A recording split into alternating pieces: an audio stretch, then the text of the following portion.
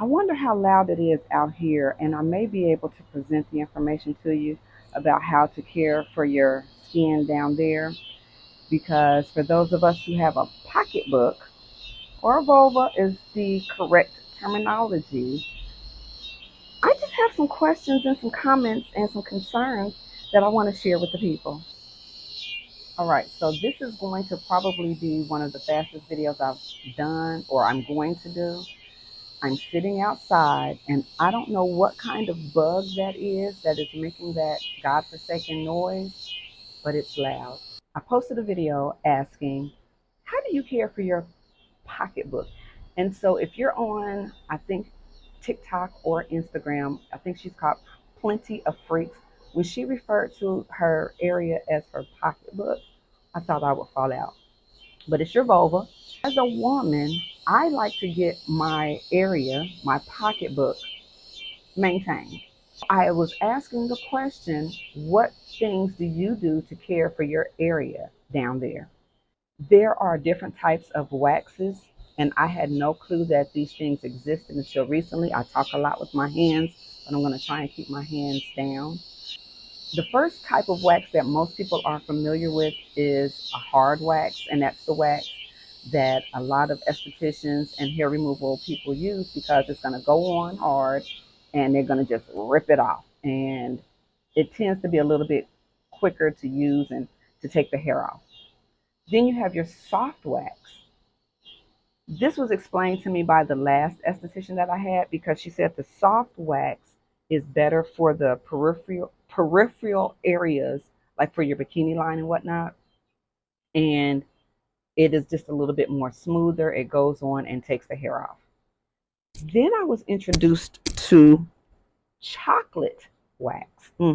The chocolate wax is known to be more gentle to the skin, nourishing, and it is good for sensitive areas. So if you are being waxed in your pocketbook, I mean, it just makes me tickle every time I say it. When you're getting your pocketbook wax, that chocolate wax is good. And I was told also that it helps to retain moisture. Then there is a fruit wax, and it comes from extracts, essential oils, and it's designed and it provides skin with the nutrients and antioxidants. So again, it's going to be probably hella gentle and provide you with just the nutrients that your skin needs. And then there's sugaring. Sugaring was introduced to me several years ago, and now the person who does my sugaring, I'm going to tag her Facebook page in the video. Jaleesa is the bomb. She also has recently asked me, had I considered laser hair removal? The answer is no. So, with all of those different wax options, you have your hard, your soft, your sugar, your fruit wax, your chocolate wax, and then laser hair removal. But I'm just curious. You can, again, drop something in the comments. It's YouTube, so you can drop something in the comments. One thing I do know is that any of the options that you choose, I hope that you all are caring for your area down there. Reason being, as we age, estrogen, I don't know how many times I'm going to have to say this, but I'm going to say it. Estrogen and progesterone decrease.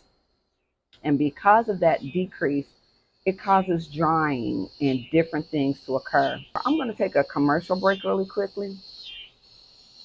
How many of you go to Tinkle, urine likes to go wherever it wants to go sometimes. Not all the time, but there are times when your pee pee just goes wherever. The first time it happened, I said, wow, what is this? Like, I don't understand. I then had to do some research. So, as we age, the labia, our lips, on our vulva, they drop, they get dry, they shift, they move, they bunch. So if you're wearing tight clothes, your lips are going to bunch together and then it's going to have an impression on your urethra. So when as the urine is coming out, it may go all over the place. It may go in a straight line. So for those of you who have had that issue, and I know some people may be embarrassed to talk about it, that's what I'm here for. So it's okay. It's because of your labias and how they're laying in your vulva area, and it's interrupting your stream.